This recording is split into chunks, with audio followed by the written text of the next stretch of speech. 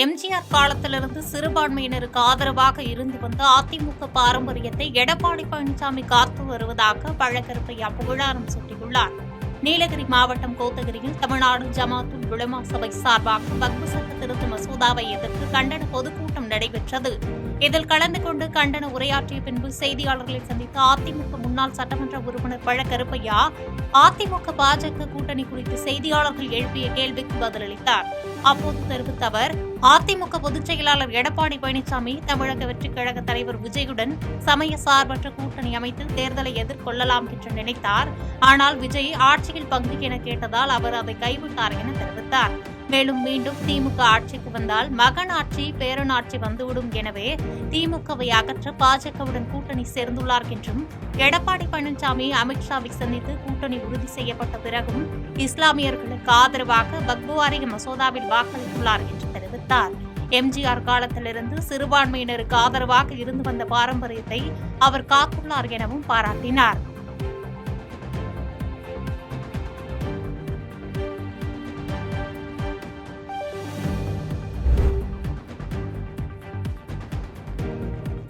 அடுத்த ஆண்டு என்டிஏ தலைமையில் கூட்டணி ஆட்சி அமையும் என நம்பிக்கை உள்ளதாக பாஜக மாநில தலைவர் நயினார் நாகேந்திரன் தெரிவித்துள்ளார்.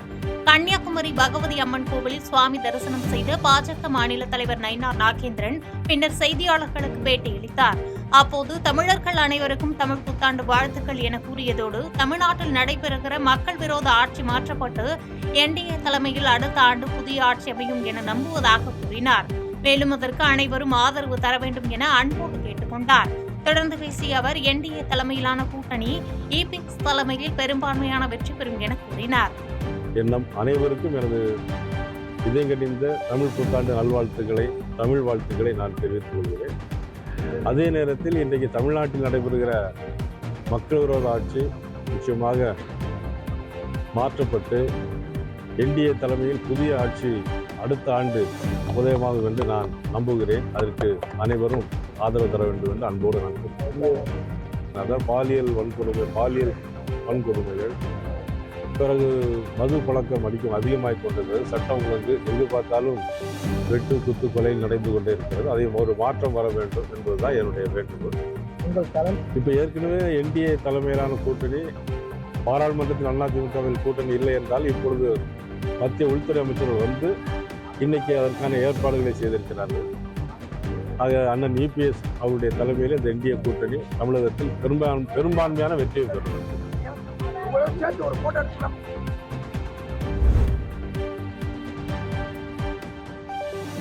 15 நாட்கள் கழித்து கூட்டணி குறித்த கேள்விகளுக்கு பதிலளிப்பதாக அதிமுக முன்னாள் அமைச்சர் செல்லூர் ராஜு தெரிவித்தார். மதுரை பெத்தானியாபுரம் பகுதியில் 72 லட்சம் ரூபாய் மதிப்பீட்டில் சாலை அமைக்கும் பணிகளுக்கு முன்னாள் அமைச்சர் செல்லூர் ராஜு அடிக்கல் நாட்டி வைத்து செய்தியாளர்களை சந்தித்து பேசினார். அனைவருக்கும் தமிழ் புத்தாண்டு வாழ்த்து தெரிவித்ததோடு இது அதிமுகவிற்கான வருடம் என தெரிவித்தார்.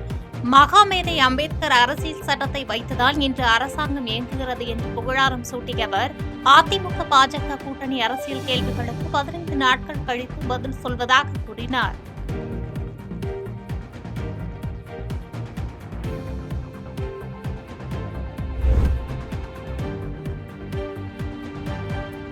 அண்ணாமலை தனிப்பட்ட காரணங்களுக்காக உத்தரகாண்டிற்கு சென்றுள்ளார். மாநில தலைவர் கோயம்புத்தூர் வரும்பொழுது அண்ணாமலை நிச்சயம் உடன் வருவார் என வானதி சீனிவாசன் தெரிவித்துள்ளார்.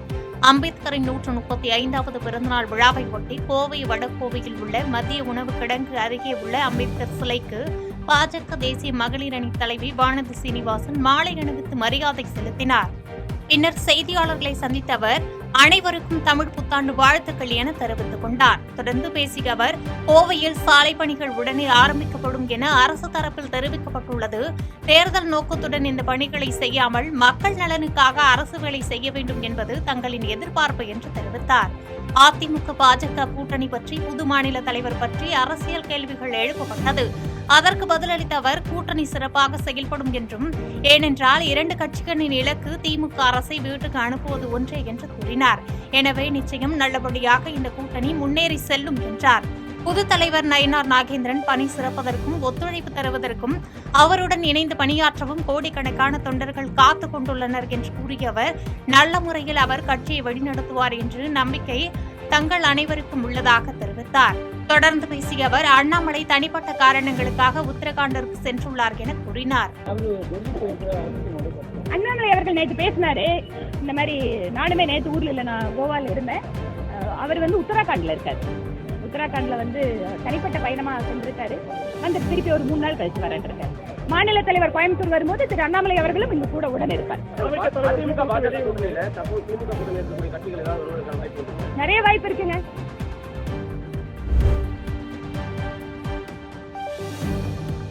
புதியதாக கட்சி ஆரம்பிப்பவர்களை கண்டு பயம் தங்களுக்கு இல்லை என்று விஜய் பிரபாகரன் தெரிவித்துள்ளார்.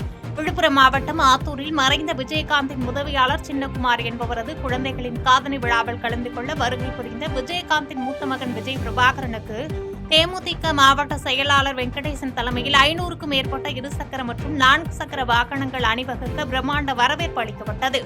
இதனைத் தொடர்ந்து விழா மேடையில் பேசிய விஜய் பிரபாகரன், எப்பொழுதும் தேர்தல் நேரங்களில் தேமுதிக குறித்த வதந்திகளும் பொய் பிரச்சாரங்களும் மேற்கொள்ளப்பட்டு வருவது வழக்கம்.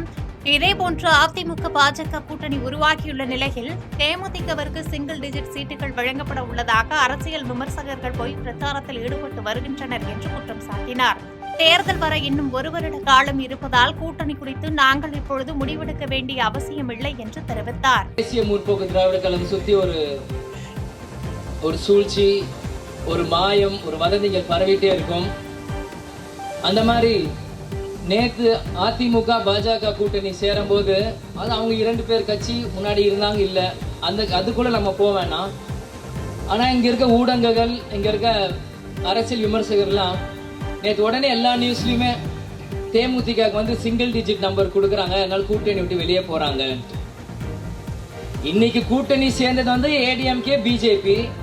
அவங்க அமித்ஷா வந்தாரு, அண்ணாமலையான விலகிட்டாரு, நயனார் நாகேந்திரன் அவர் உள்ள வந்திருக்காரு, இன்னைக்கு இபிஎஸ் எல்லாரும் சேர்ந்தாங்க. ஓகே, எங்க இருந்தீங்கள தேமுதிக வந்தது?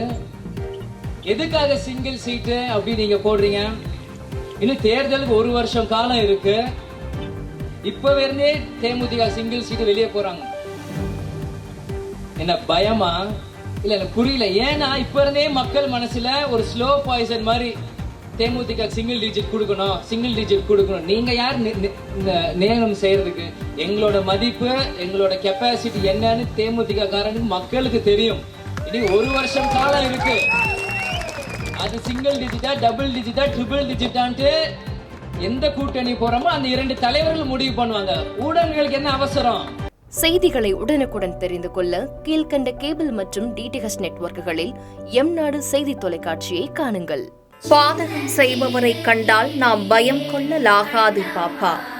மோதி மிதித்துவிடு பாப்பா, அவர் முகத்தில் உமிழ்ந்துவிடு பாப்பா.